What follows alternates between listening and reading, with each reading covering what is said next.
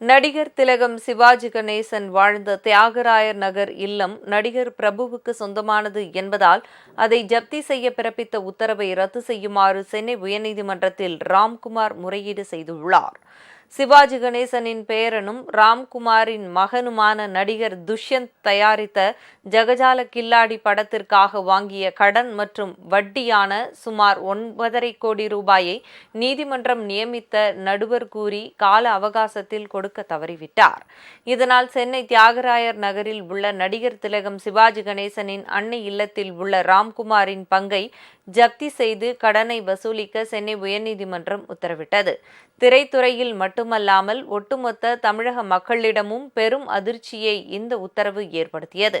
இந்நிலையில் சிவாஜியின் மகன் ராம்குமார் அன்னை இல்லம் தனது தம்பியும் நடிகருமான பிரபுவுக்கு சொந்தமானது என்பதால் அந்த வீட்டை ஜப்தி செய்ய பிறப்பித்த உத்தரவை ரத்து செய்யுமாறு உயர்நீதிமன்றத்தில் இன்று முறையீடு செய்தார்.